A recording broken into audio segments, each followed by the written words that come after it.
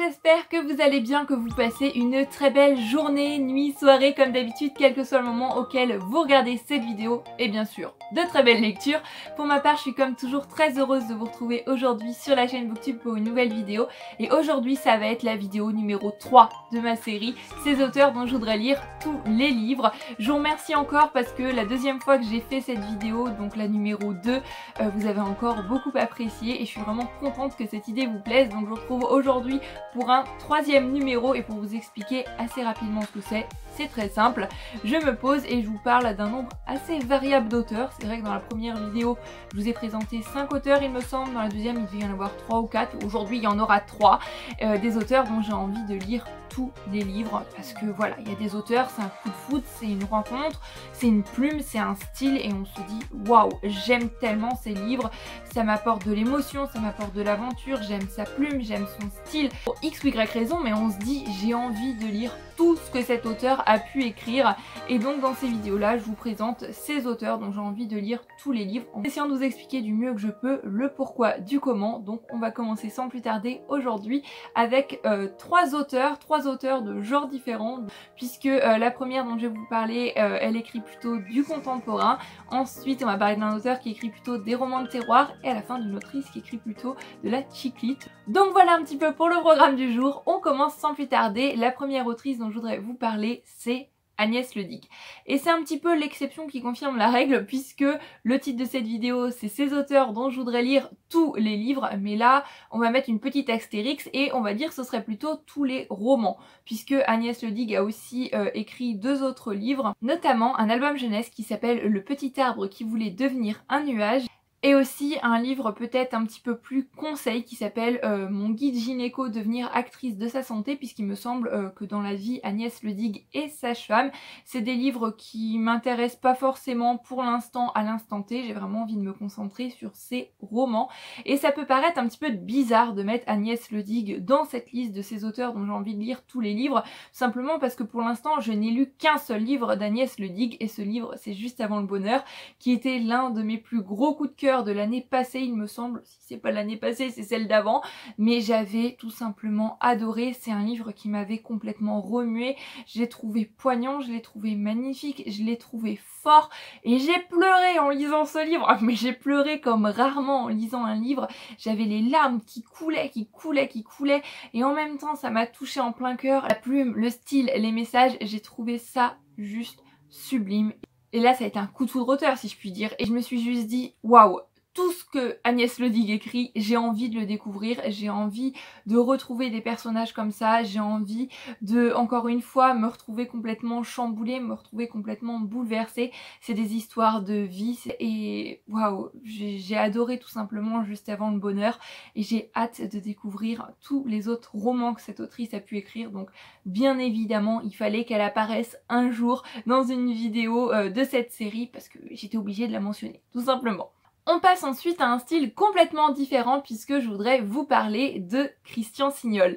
Christian Signol c'est un auteur qui écrit beaucoup de romans de terroir principalement, même s'il y a aussi quelques contemporains dans ses livres, et c'est un auteur que j'ai découvert un petit peu par hasard en prenant son livre Une si belle école que j'ai lu en septembre de l'année dernière. Puisqu'il me tentait depuis un moment et voilà, école, septembre, moi qui aime bien lire selon des thèmes bien précis en fonction des saisons, c'était le moment idéal et là je suis tombée complètement amoureuse de son style, amoureuse de sa plume et notamment amoureuse d'un genre, c'est le genre roman de terroir.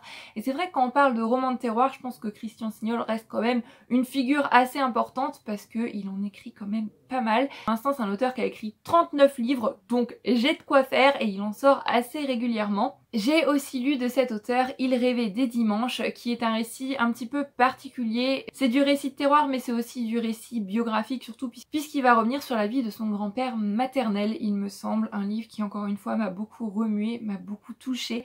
On sent un amour profond pour la nature, un amour profond pour sa région et voilà, cet auteur m'a vraiment donné envie de découvrir plus de romans de terroir, surtout que beaucoup de ces romans se passent à la fin du 18e au début du 19e, donc si vous me suivez depuis un moment vous savez que c'est une période qui me passionne énormément, sur laquelle j'aime toujours beaucoup lire, beaucoup regarder de séries, beaucoup regarder de films, donc ça ne peut que m'interpeller, ça peut que me faire envie et tous les livres de Christian Signol me tentent. Je me plonge dans un livre de Christian Signol, j'ai l'impression de partir complètement autre part dans le temps, d'apprendre des choses et c'est juste incroyable. Donc au niveau roman de terroir, c'est sûr que je veux lire les livres de Christian Signol et là je suis en train de faire mes petites recherches, j'essaie de trouver des maisons d'édition qui seraient peut-être spécialisées dans ce genre là, des auteurs qui en ont également écrit beaucoup. Donc voilà, je pars à la découverte d'un nouveau genre et ça me fait juste super plaisir, je suis super heureuse, mais Christian Signol restera toujours le premier auteur avec lequel j'ai découvert ce genre-là et j'ai hâte de lire tous ses livres, bien évidemment, comme tous les auteurs que je mentionne dans cette série de vidéos, ce qui semble logique.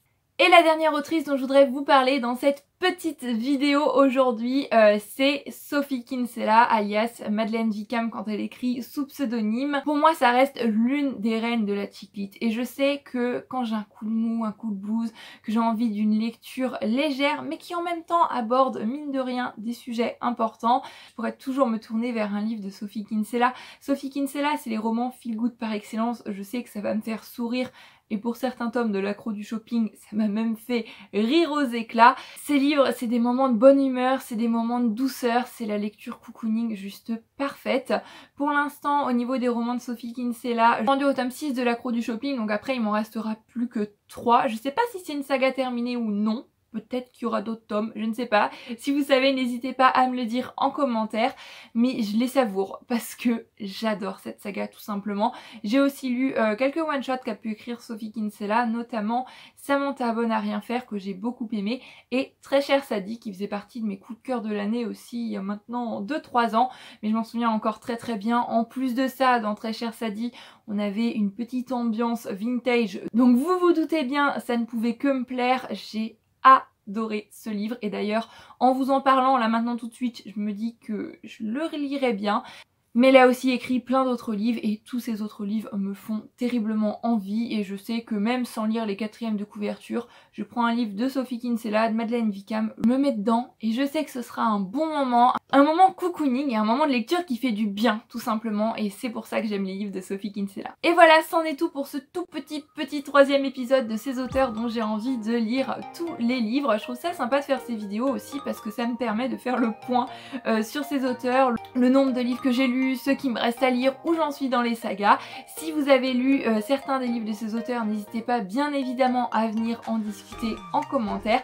Si vous aussi vous avez des auteurs comme ça que vous aimez énormément, dont vous vous dites il faut absolument que je lise tous les livres qu'a pu écrire cet auteur, je sais que je ne serai jamais déçue par ces livres. N'hésitez pas à venir aussi partager ça dans les commentaires. Pour ma part, en attendant la prochaine vidéo, je vous souhaite à tous bien évidemment de très belles lectures. Encore une fois, une très belle journée, nuit, soirée, quel que soit le moment auquel vous regardez cette vidéo. Et pour ma part, je vous dis à bientôt sur la chaîne Booktube pour une nouvelle vidéo. Prenez grand soin de vous. Bye bye!